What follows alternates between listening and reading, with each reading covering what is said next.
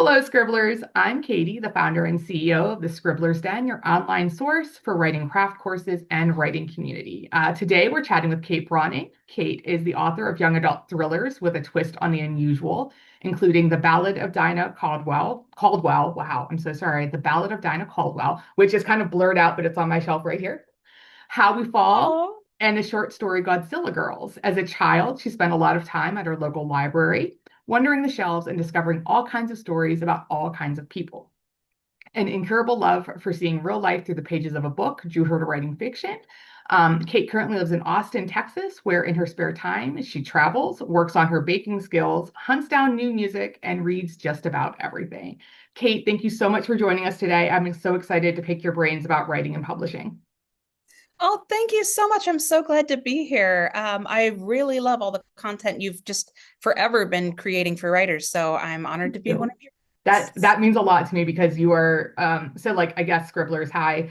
So you already know who I am. I've introduced Kate. I have learned so much from Kate. Like she is a huge mentor to me in all of my writing endeavors in space. So getting to do this interview with her is almost like oh, I'm like with a rock star. This is really cool. So Kate is definitely one of my idols. Well, I'm so flattered to hear that, and I'll try to live up to such a glowing description here Yeah, for you you. don't have to because you just are. There is nothing to live up to. You just are. So with that, so you have been active in publishing in the publishing industry in so many different ways. You're a writer, you're an editor, you're a writing coach, you're basically just an entrepreneur. How did you grow from being a writer to being involved with all the behind the scenes aspects of writing? That is an excellent question. I finished my first serious manuscript that I knew I was going to query when I even knew what that, meant. Once I even knew what that meant in 2009. And once I started looking into querying, I realized the industry was so much more complex than I had ever thought. And chances of getting published were much lower than I thought. You can't just run out and decide that HarperCollins is going to publish your book or pitch yourself to 10 agents and have a couple offers you can, pick between. No one at my college had told me that. When I was studying under all these professors, no one mentioned how difficult it actually is to get published and what actually drives those chances. So, me being me, I decided I had to know how the thing worked. And in order to do that, I needed to become part of how it worked. Mhm. So, I got an internship at a literary agency, Carol Mann Literary, actually, which did a wonderful job mentoring me. And that I then moved on to assistant editor jobs and then eventually associate and acquiring editor at Entangled. I've gotten to work with just some brilliant authors who taught me as much about writing as I hope I taught them. And really working behind the scenes shaped my writing just as much as being a writer shaped my edits. Mhm. So it's really been a a process where I feel like both sides of my life benefited from the other. Yeah, no, and that makes sense. And I just to circle back like all the way kind of to the beginning, I feel like that's a thing that a lot of people don't know, especially like casual people. If you're like, oh, I'm writing a book, and they're just like, oh, well, when can I buy it?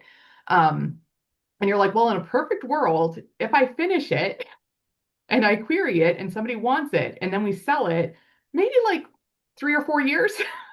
And people Yeah. don't realize the intense process that happens behind the scenes. So I love that you were just like, that was your solution. It's like, I'm just going to learn about it from the inside.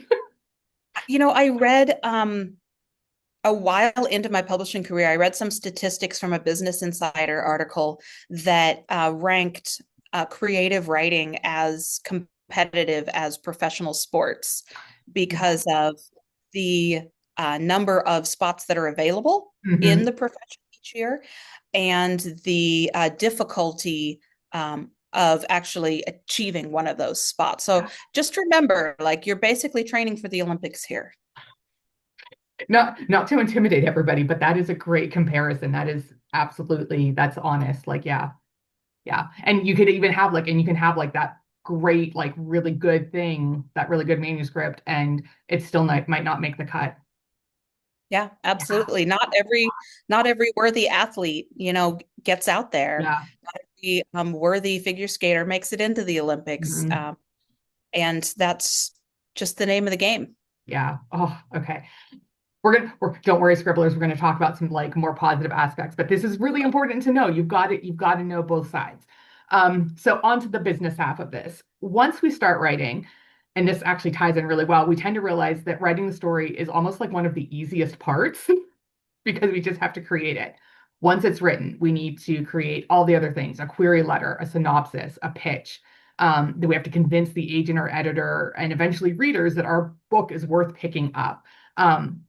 So one of those things is the commercial hook. And I feel like this is a bit of a nebulous term. So can we just start by defining what a hook is and what commercial means in the literary sense? Because everybody talks about this and we're like, I don't know what it means.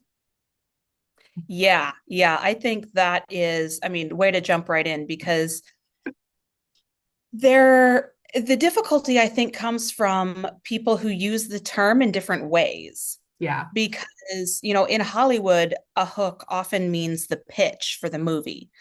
And so a lot of the content you'll see online about what a hook is actually from the wrong industry. And sure, it's a sister industry, but they're using the term entirely differently.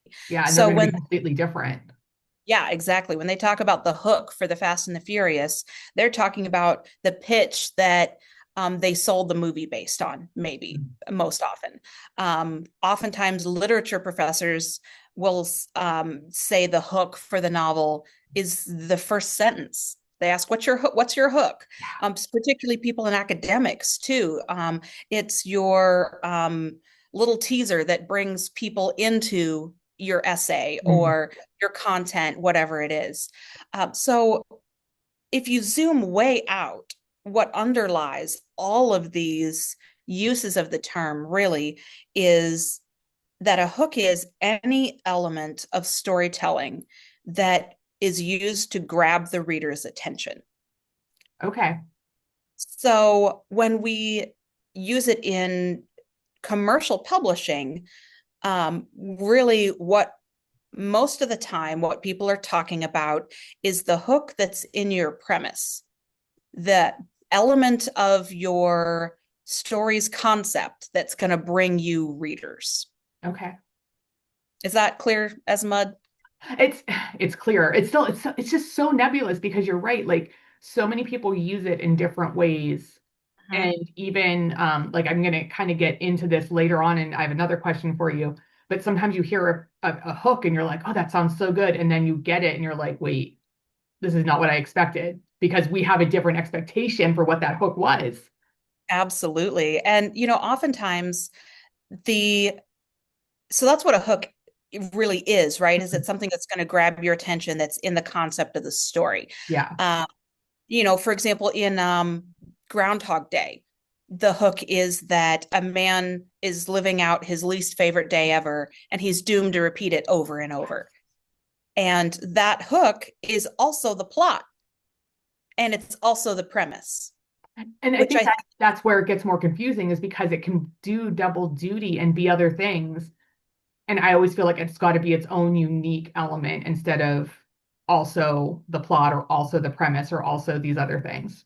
I'm so glad you said that because I feel very strongly that lean manuscripts with um, really powerful engines Mhm. often have their core story elements doing double, triple, quadruple duty. Yeah. So when the plot perfectly plays out the premise. So the events of the story walk you through that horrible first day and all the ways he's doomed to repeat it and the way that makes him change or not change, right? The plot Mhm. and the premise there um, line up perfectly. And that itself is a hook for us. If you're the intended audience there, then that is something that's going to hook you and pull you in. And the authors did a masterful job there of creating something that is a hook and also the premise so that when you pitch your story, you are hooked by the premise, which sounds so easy, but it's really not. It's yeah, and that I think is the other thing. It's deceptively difficult. Um, yeah, yeah. All right. So coming up with the hook, since we're here anyways, for me is one of the most difficult parts, which is what I just said. I struggle with it. Like to this day, I am 4 manuscripts in. I have learned from you how to do this, and I'm still like, I can't come up with this. And the thought of having to do it just like makes me shudder. But they always work. I will hear a tagline or a pitch with a strong hook, and I'm like, yes, I want to read that. Like, I need that on my shelf right now. Just before we get into making them, why does that work? Why does it make my brain scream yes? So that is one of my new favorite things to talk about, actually, which is the neuropsychology of what goes on when we hear something like that. You say, like, even you leaned forward, you sat up, your voice got more excited. We can see there's physical involvement Mhm. from you in those types of stories. Is there a book or movie or show you've seen recently that made you do that? K-pop Demon Hunters. My nephew is so into that. I'm Um, obsessed with it. Yeah, I got that. Arcane. I'm doing a lot of animated things right now. The Diplomat. Oh my gosh, have you watched The Diplomat? I haven't. Oh my gosh, it's so Oh, good. wait, is that Carrie Russell? Yes, yeah, and Yeah, okay. Raul. I Yes, saw season one of that yes. a little like a while ago, Yeah, you and got I've also to go back to it. rewatch it, watch season 2, and then season 3 is coming out in October. We just did a little pitch for it right there. Like, please watch this. It is so well written. It is such a good show. All right. All right. I'll have to go back to that then.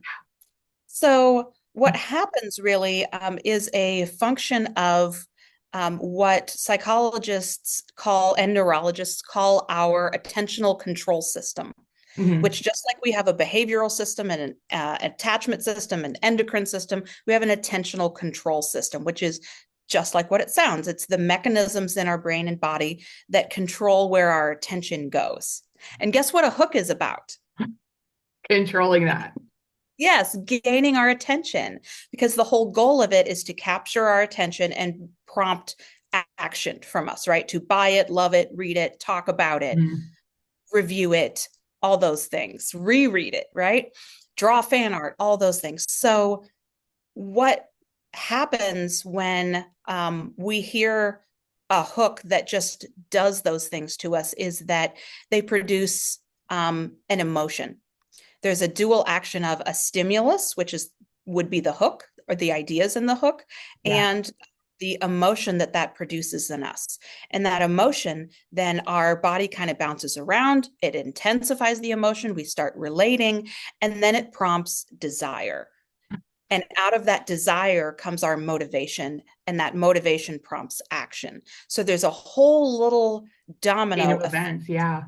there where ultimately what it's doing is it's capturing our intellect and it's capturing our gut emotion and our imagination. And it's the gut emotion and imagination that fire off first and enable us to enter into the world in an imaginative way. So oftentimes people think we need to capture the imagination first, but that is a product of first capturing the gut and the emotion, and that happens through actually kind of a bit of a secret recipe about it, which is why I love this neuropsychology so much, is we are programmed to just evolutionarily to recognize a couple core important deep human experiences and respond to them as emotionally charged stimulus. That's And those are, fascinating. isn't it? Yeah. So they are achieving status, belonging, um, defining your self concept, procreation, um, death, and Mhm. avoiding death, and excellence, achievement, achieving far, beyond what you ever thought you could, and then advancement of our group. So all of those things, if you think about them, there's a survival purpose there, and Yes. they stamp on our accelerator of our own survival mechanisms. So preconsciously is what psychologists call it. Before we're even able to concept it and think about it, those concepts, if you tap into them with your hook, they are working on your brain and body to prompt emotion and then desire and then motivation and then action, which when you translate that to themes and hooks, self-concept, who am I within my group? How do I be part of the whole, but also stand out enough that I have individual merit, that I can lead, that I could care, that I could gather, that I could save, that I could love, that I could nurture, all of those I'm gonna be things. rewatching this video so many times on my own, just be like, okay, I need to like get this into my brain. That's all in that, and I think it's almost magical because it speaks so deeply to who we are as people on a level that it's a pre-verbal Yeah, level, talking it really about who is. we are as humanity. And that is something that I think writers can really benefit from, is speaking through their plot, their characters, their themes, and all of those things can be part of your hooks, right? Mhm. Speaking that pre-verbal language of who we are individually and who we are as part of our group. And if you notice, that's such a huge piece of young adult fiction and Yes. adult fiction, right? And Hmm. even middle grade, honestly, all these categories we're looking at over and over again. Um, what is my individual worth? And Yes. what is my worth within the group? Yeah. No, you're absolutely right. Like they're all kind of nuanced a little bit based on the age group, but it's that universal, we're always going that way. Yeah. So, more concretely, if I step off my philosopher professor pulpit there, more concretely, what you can do is, for example, as a thriller author, you can look at the pieces of impending death or opportunity searching, right? You Mhm. know, we're given a drive to move forward, to challenge the norm, to push further. That's why we have astronauts. That's why we have firefighters. That's why we have scientists, right? We're always that's why we have astrophysicists, right? There's whole jobs Mhm. built around this human desire of advancing ourselves, both as a group, but also the desire that makes any individual person want to go into space and discover, or want to dig deep into molecules, into quantum physics, Yeah. and look at all the tiny little wonders that there are. Take that human desire and put it in a fantasy novel, put it in a sci-fi novel, put it in a thriller set at the CDC, put it in the Hunger Games or The Walking Dead, right? Hmm. And you can also take, as a women's fiction author, you can take the desire to have value individually and build that into your concept of the story by having the hook look at, who am I if I'm not, say, a mother? Am I merely a provider for others? So much to explore. Yeah. Or am I going to have a midlife crisis here because I've lost my personal identity because I've been subsumed by the people around me? Yeah. Hopefully, you can see there's just some direct application of each of those um, core subliminal motivators we have. They grab Mhm. us immediately, they grab our gut.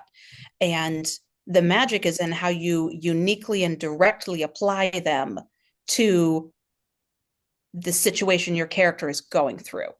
Right. Does that make any sense? It does. It does. It's a lot to process. But it does. Because my brain is like going 5,000 miles a minute because not only am I trying to process all of this, but I'm like, okay, also I have to be like, where is this going? Where's my next question as the interviewer? Um, so I'm doing like I feel like I'm doing double duty, but it does make sense. It does make sense. Good, 100%. good. And So honestly, Oh, go No, ahead. no, no, please, please. I was going to say, I honestly, that is what is behind those kinds of magical hooks that make you sit up straight, is Mhm. they tap into one of those core um, pre-verbal motivations of ours to achieve, to be part of, to Mhm. not be rejected. Um, the Duff, all about fitting in and being Yes. accepted, not being rejected, right? And it's right in, what is it that stands for, the dumb, ugly, fat friend, I think. Yep. And it's right there in the title. That's the concept, and that's the hook. Oh yeah, and it's brilliant. And that is like when I start thinking back at all the books that really the ones that I love the most, they all Mhm. have that similarity, like one of those core things. And I feel like that's something for me to get into with my therapist instead of right now in this interview. But it's all related and it keeps pulling me in. So yeah, Mean Girls, too. yes. It's the exact same hook, but applied very differently in Hmm. the specifics of it. Yes. So take one of those things and think about how you can relate to it personally, magnify it to a level that feels intense and Mhm. personal, and make sure that your character and your plot and your premise live it out in a way that really brings it home. And that's Yes. when you get those big hooks. No, that totally makes sense. Like it really does. So with all that being said, marketing landscape is constantly changing, and really as authors, we have very limited time to snag our readers and hold them. Like, can you just share your take on whether or not the general shortening of attention spans has influenced the importance of having a solid commercial hook? Or do you think that it doesn't really have an impact on it? I think attention spans are, it's easy to see how they're getting shorter, right? Mhm. It's harder and harder for us to pay attention to long form content. And part of that is because we're not using, our long form attention span. Or if we are, we're using it in very specific ways, Yes. like maybe just binge reading a book. And it's kind of tough for us to get into that space, and the thing that we require in order to do it gets more and more specific. Or we're using all of our long form attention span in ways that burn us out, like at work, or with Right. paying attention to like every new crisis that's coming up, the environmental crises, political crises, et cetera. And a lot of our long form attention span might already be tapped out with Yep. those things. Um, but I think one of the best things we can do for that is write more and more compelling books.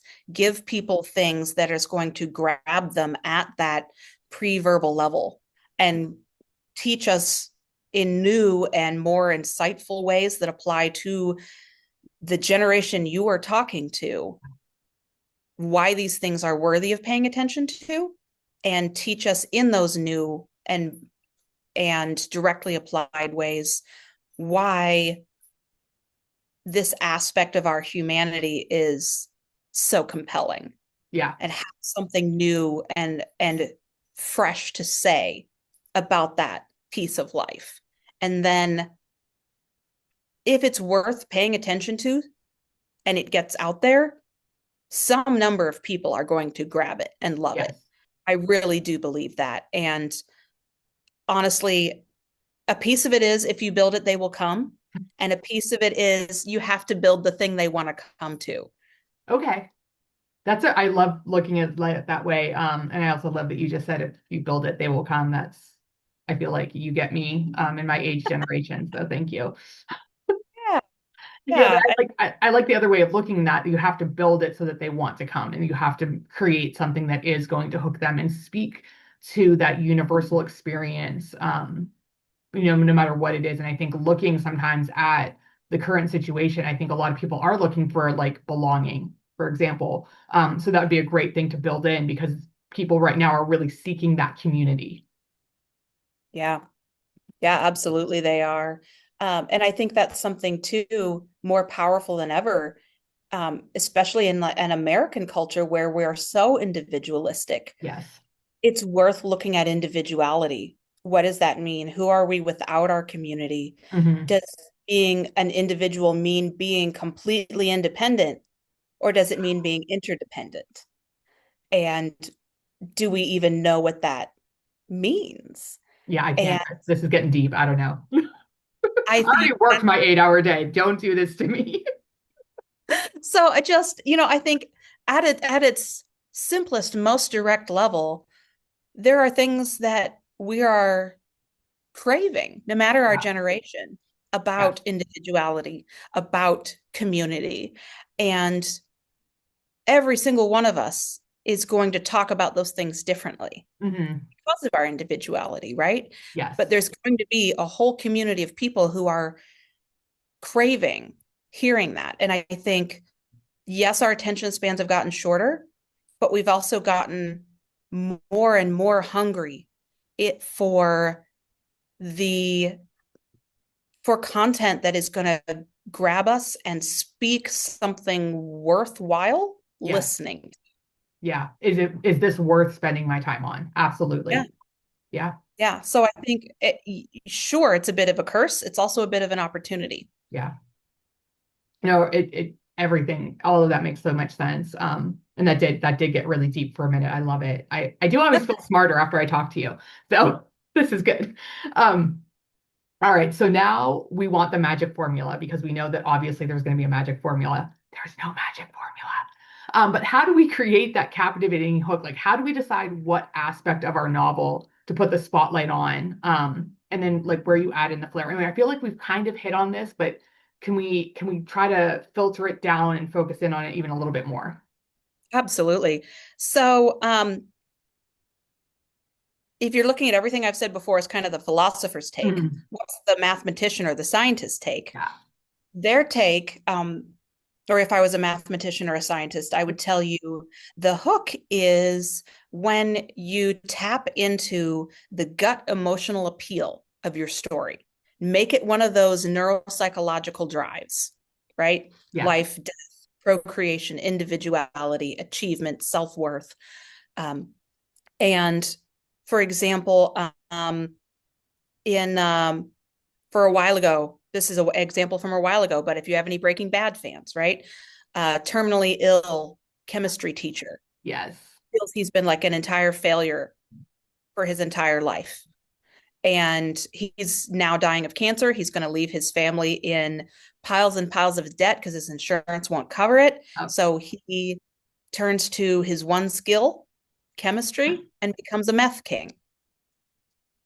yeah. If we look at what's going on there hook wise, we have gut emotional appeal, right? Terminally ill, perpetually disappointed and disappointing man. He Yeah. feels like his entire life has just been a failure to achieve.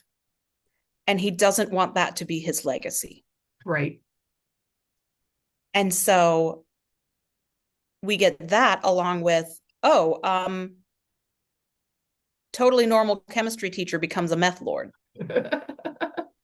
Which is amazing. Like it is one of the best premises like ever in the history of life. It's So so if you look there, what we've got is we've got the gut emotional appeal. mm, They're gripping our emotions and they're gripping our neuropsychological gut.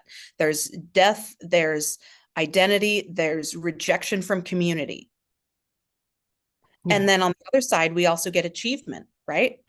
He is driving after his own individual success. And that ultimately becomes his his fatal flaw in the story. Yes. And so all these things are in the premise of the story.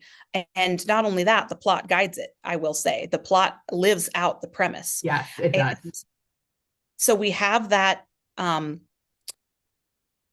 gut and that emotional side. And then on the other side of the equation, teacher becomes a meth king. We have two um, completely opposite elements that get meshed together, and that creates Yes. surprise and originality, right? Yep. And that is something that Hamlet also, not Hamlet, Hamilton also does. Is it creates originality by disrupting this myth of the founding fathers Hmm. by telling it through a lens of immigration and marginalization. And so we get two things that we know of, are familiar with, but when combined, we have something utterly shockingly new. Yeah, the synergy of that is just phenomenal. Another, again, like another phenomenal premise and thing that just took the world by storm. And it's not just, oh, you take a laundry basket and a piece of fruit, and now you have a winning story. Right. It's not like, right? You have to take two things that seem like diametrically opposed or Yes. would never even exist in the same world or are functionally incompatible, schools and meth, Hmm. right? These Yeah. kind of white um, gods of the United States that we have in our heads with immigration marginalization, people who Yeah. actually created the country. And they say something far more powerful together than they ever would have on their own.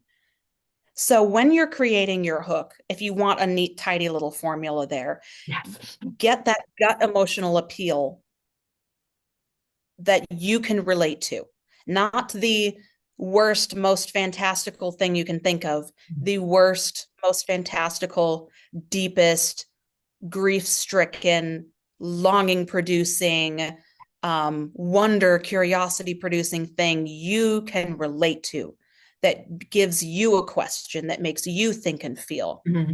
and punch us in the gut with it and layer that into two things that we would never see side by side. Yeah. The ultimate friend and the ultimate betrayer. Parks and Rec, you can even say Yes. Ron Swanson and Leslie Knope, right? Yes. Diametrically opposed on basically everything. And yet they're the bedrock for the show. Hmm. They themselves create the plot. And a sitcom obviously is going to be structured differently, pitched differently, but you can see those two very disparate, discrete Yes. elements in conjunction create something that is extremely pitchable. So, what Alien, right, is Jaws in space. Yes. So we have those two very distinct, discrete elements that capture our imagination and make us think, oh, what would happen in that Yeah. world?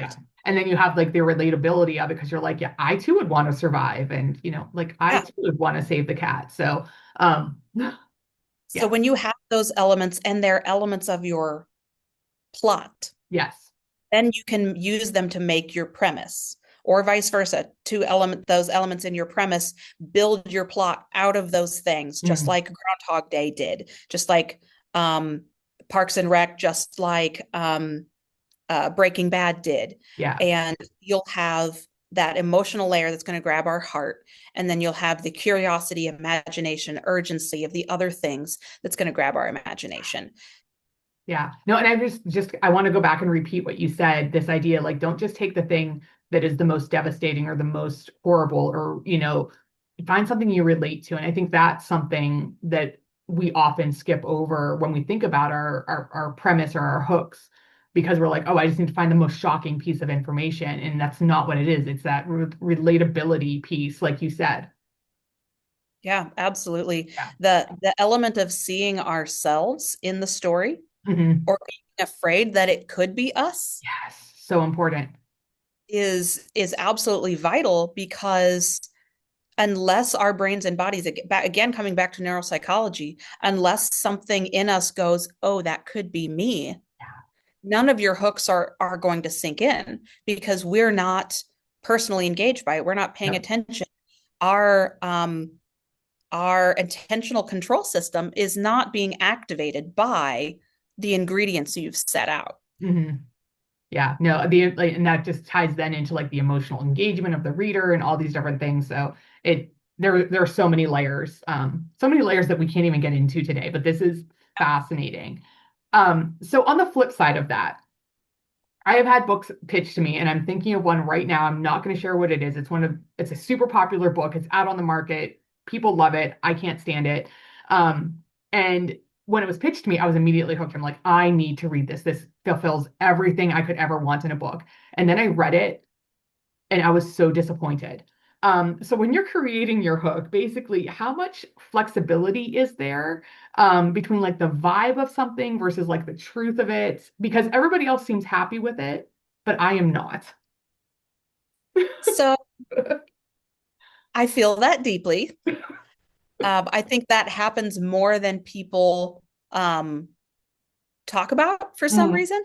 And I obviously there's flexibility because without it, creativity would be nothing, right? It would just be a teaspoon of this, a tablespoon of that, reliable product resulting. And yes. that's not how art goes. But with following your hook, I think one of the most important things is realizing what you're promising the reader. Mm, So fantasy novels promise certain things, right? Um, brother's best friend tropes promise certain things. yes. So being aware of what your genre, your tropes, your tone is promising, your story elements is really key. And obviously, of course, what your pitch promises, but then also have an eye on what is the appeal of your story. Okay. I personally feel The Walking Dead got pretty far away in some of the mid to later seasons from the original appeal of the story. Mm, And that all that ends up doing is disappointing your readers. So if you can take a look at what the appeal of your story is it um, friendship amongst gritty extreme survival environments? right. Is it the evils that desperation prompts us toward? Is it the comforts of lemon meringue cupcakes and the sound of the seashore, right? Mm, Cozy mysteries. If you move them to a big city where no one knows each other, the yeah. appeal totally falls apart. A lot of the appeal is the whodunit within a safety net, Yes. plus all these little comforting luxury of seashore, Hmm. boardwalk, saltwater Yes. taffy, hotel for dogs, Yeah, it's not, cupcakes. there's not, it kind of lacks that grit. You don't want that like grit and Yeah. dark side of it because that's not what you're like signing up for in a cozy mystery.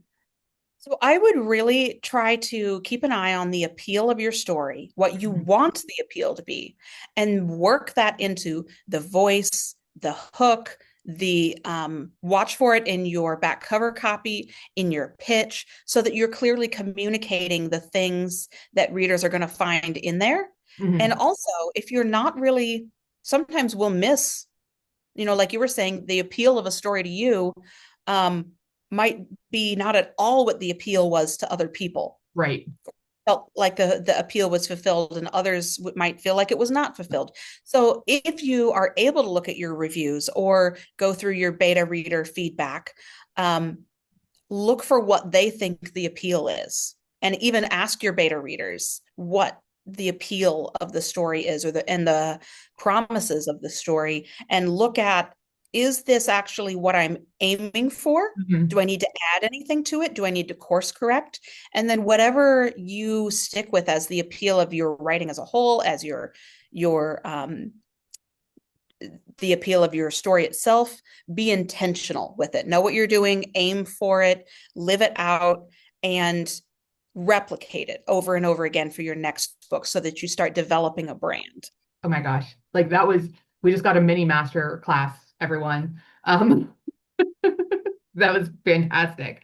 So, and that brings me into my next question. You said talk to your beta readers and what are they getting from it? I know that's something I do a lot, even with like my query letter. I'll be like, guys, I can't write my query. And I make one of my close writing friends kind of like write it for me the first time because I feel too close to it. And I'm focusing on the things I love rather than what should actually be in the query letter.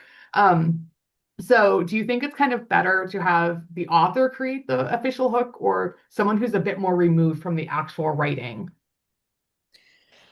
Yes. My answer is yes, both.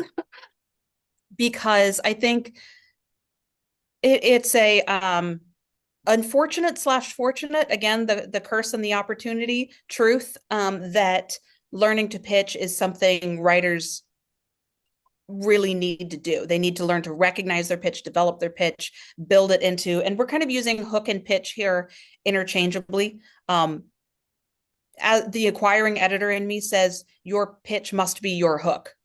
Okay. Your hook must be your pitch, right? It should all hook us.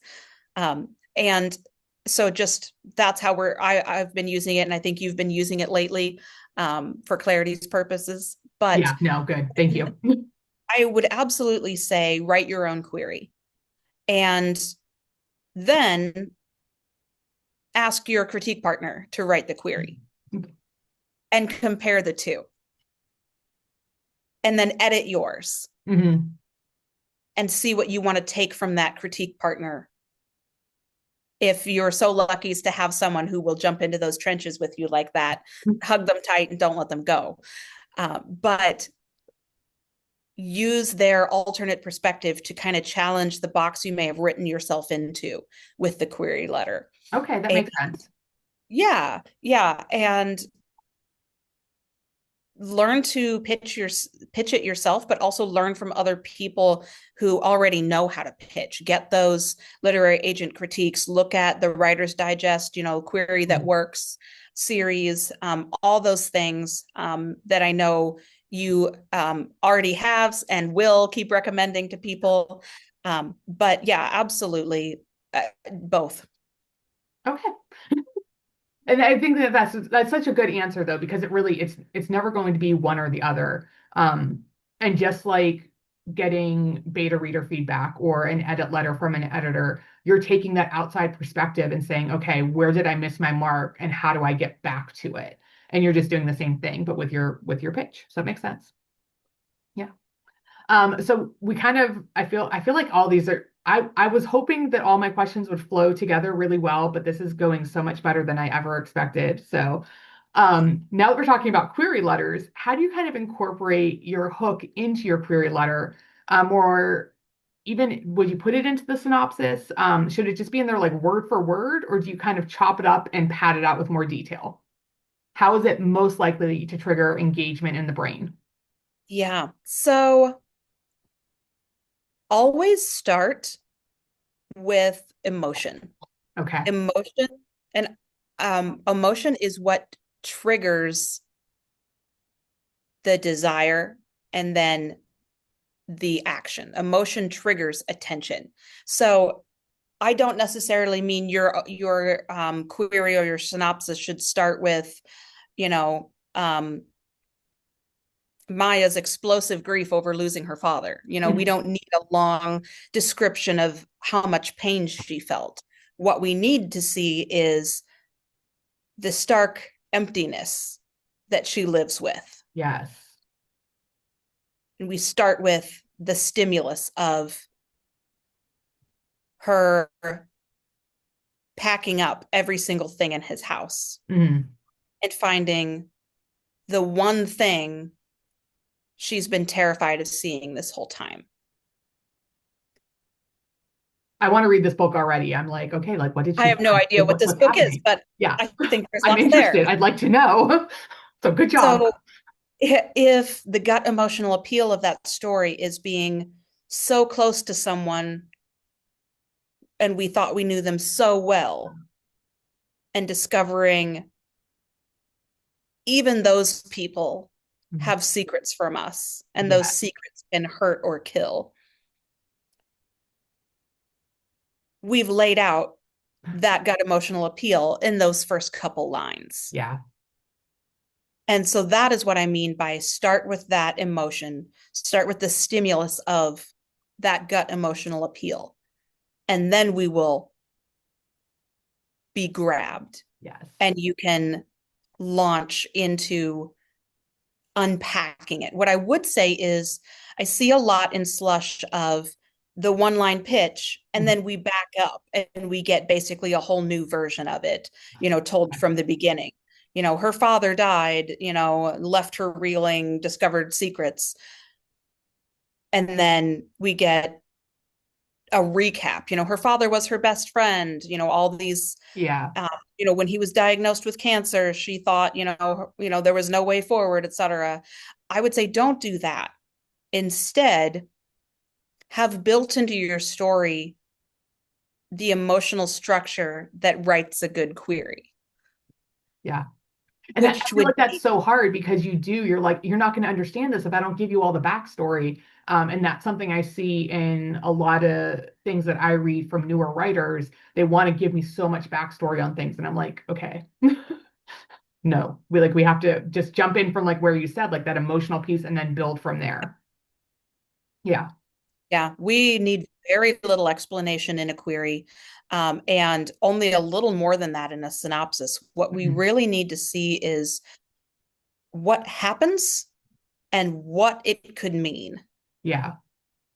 So if you are building that gut emotional appeal into your story from the start, I promise you that stimulus is there. Your opening images, your inciting Yeah. incident should have that emotional appeal in it. So you can tell us that the things she found changed the way she saw her dad and sent her off on a mission Yeah. right at the beginning of your query because that's your inciting incident.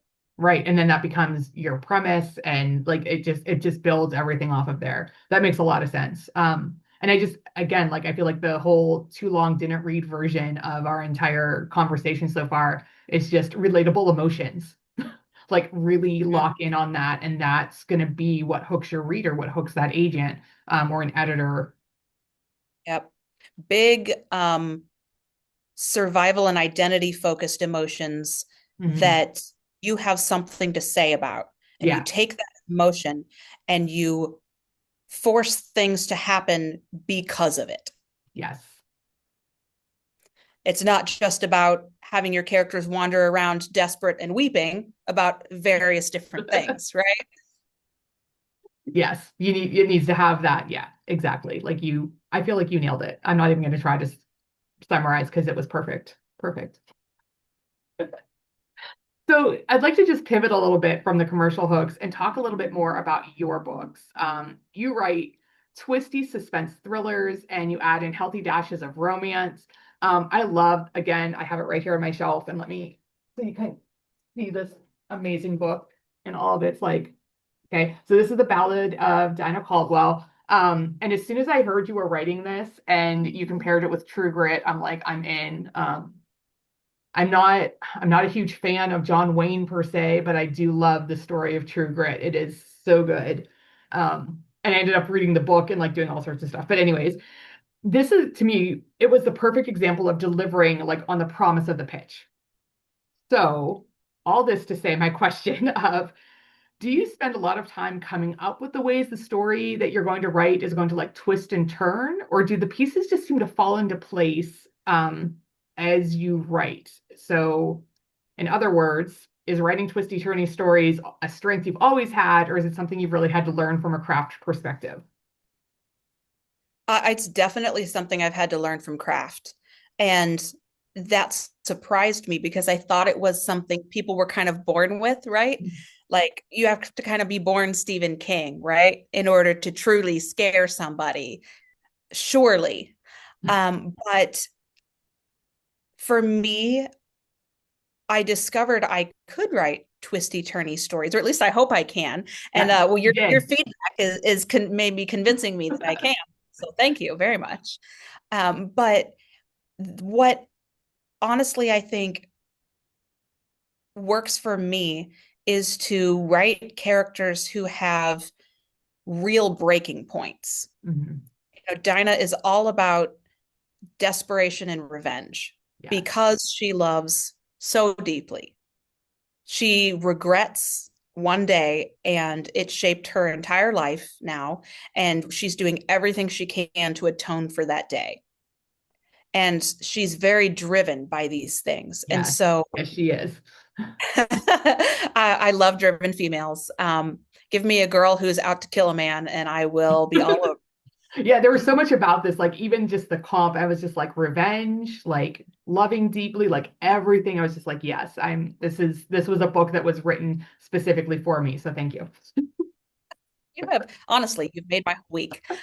So to get twists and turns in there, I had to look at, she is desperate to what degree? She is relentless until, what could happen that would stall her? Yeah. What could happen that would make her want to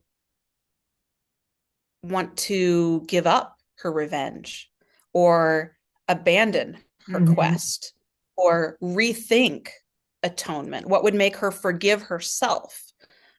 And then I put her in a world where um, there's a boy a bootlegger, a moonshiner boy who lives in the Arkansas caves, who is on his own quiet little revenge and intrigue journey. And he has his own mission, and he is determined to isolate. Hmm. But to what point? To the point that a girl comes along who needs rescued Yes. and absolutely refuses to be rescued. And then maybe in the rescuing, he discovers she's going to ruin everything. And he should not have rescued her at all. And so now they are both hell bent on their own missions, and they are each other's breaking points. So that gives me tons of material for twists and surprises. Hmm. Is what would they give up for each other? What would they give up for their mission? What would make them give up the other person? Would he Yeah. turn her in? She turn him in? And within the broader context of their lives, everything around them has breaking points.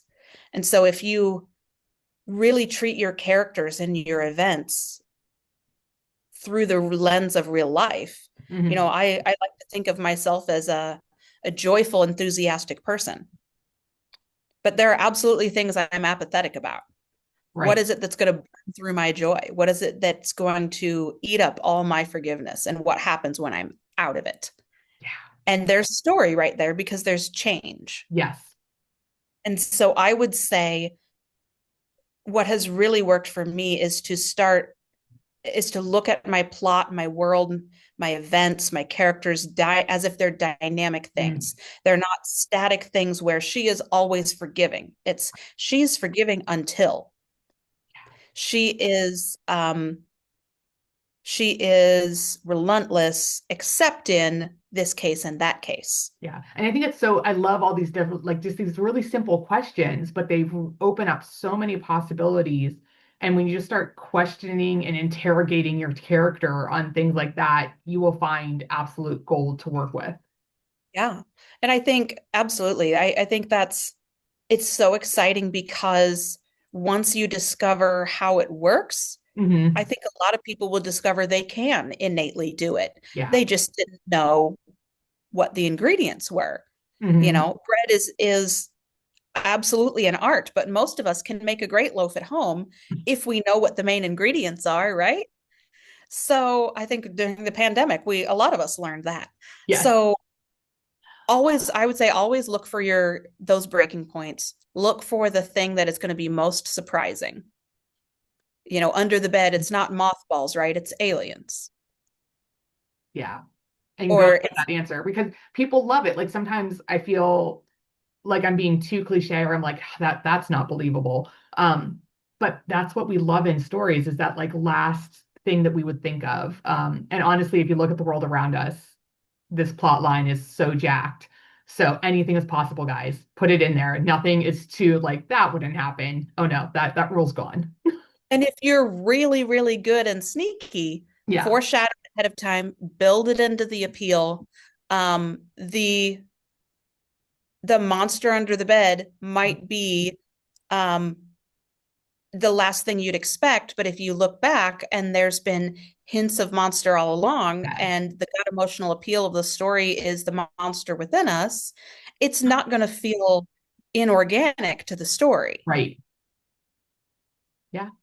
No. Again, like more words of wisdom. I love this.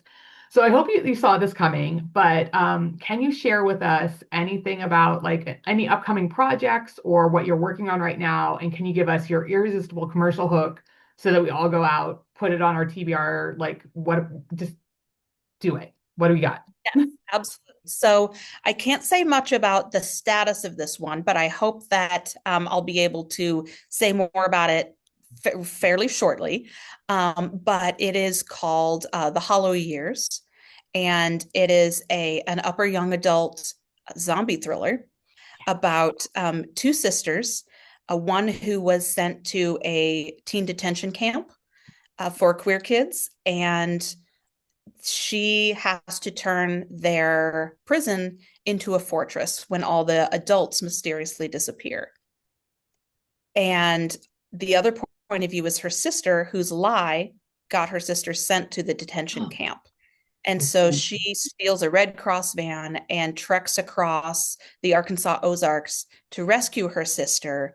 And the crux of the story really is the wedge that domestic abuse drives between systems.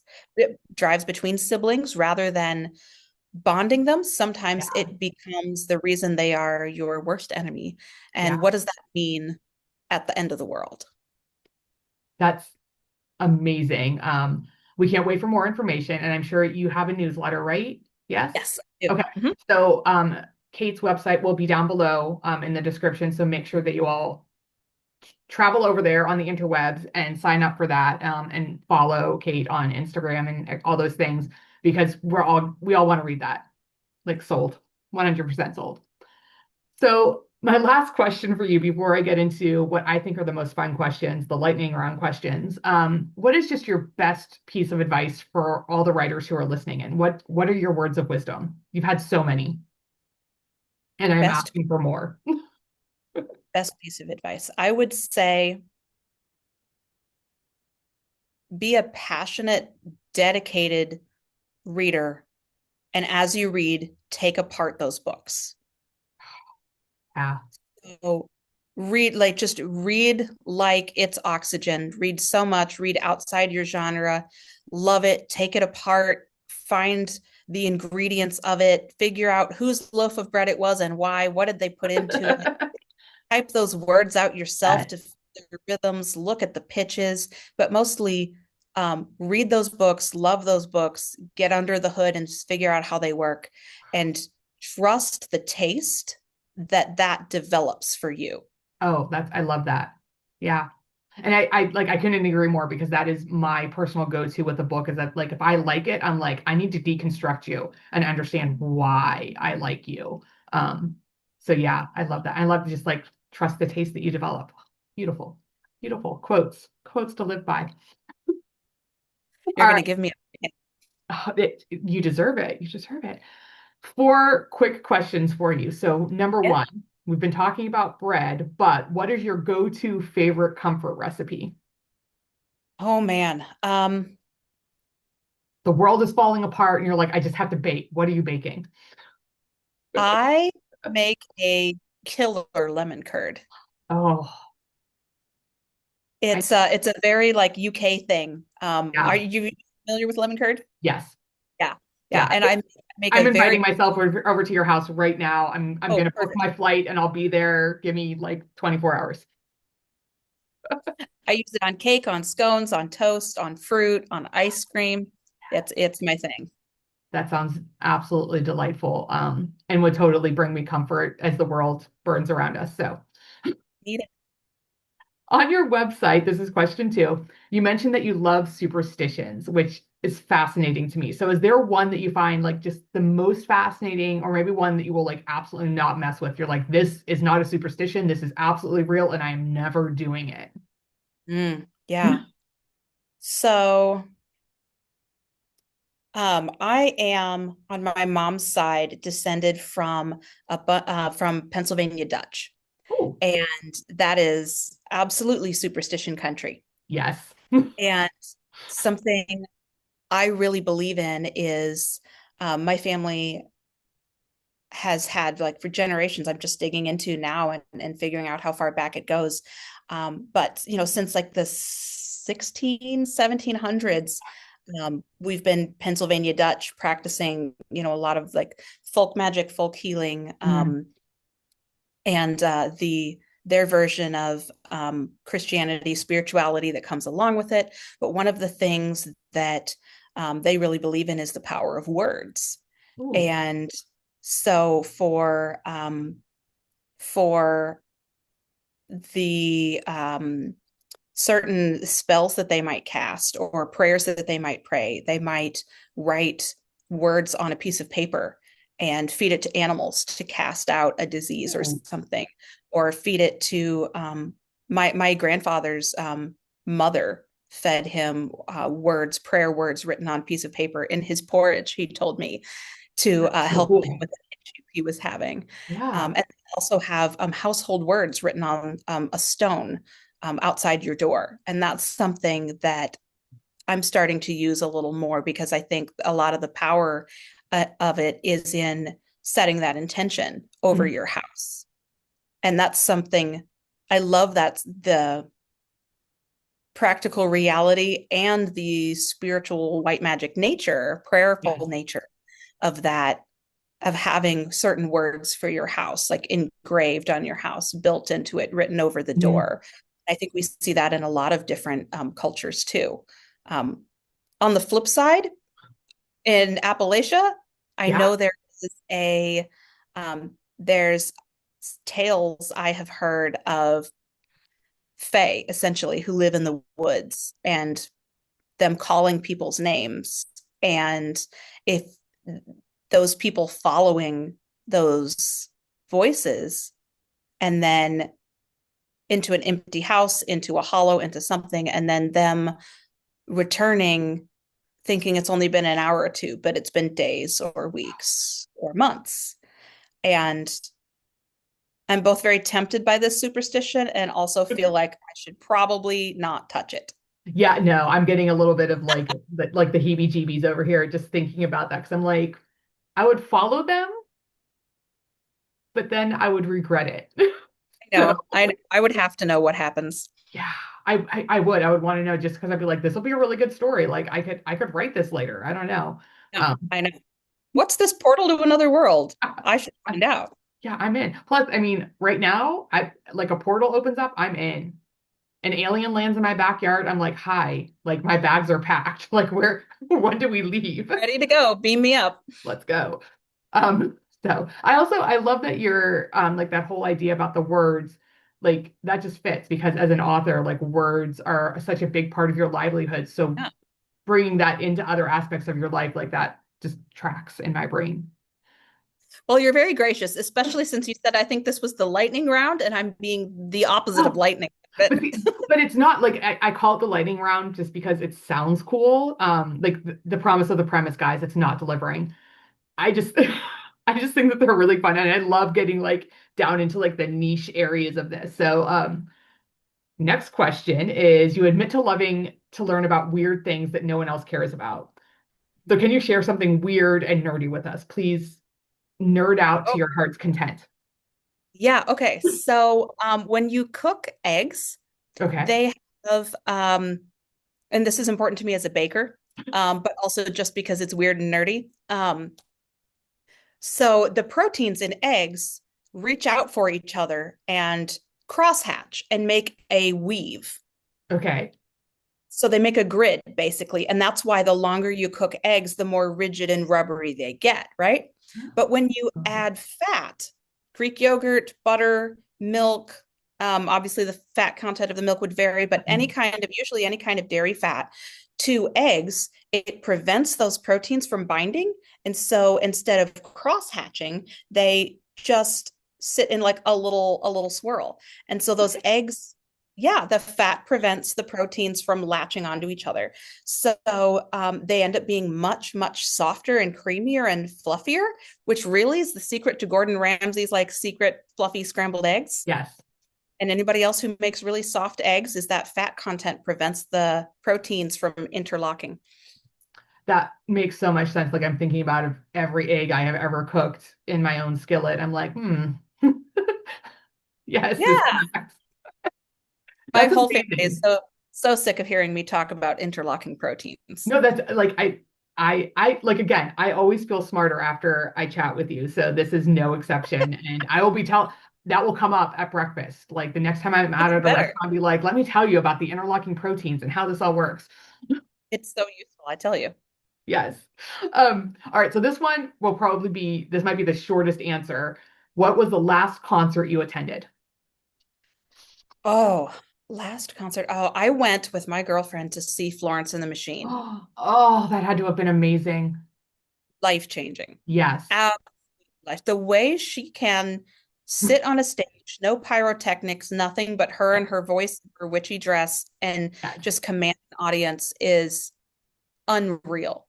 Just unreal. And She's on her my list voice of was people I built would to love to go see, and do it. I haven't had the opportunity yet, but Do it. Sell your house. Do it.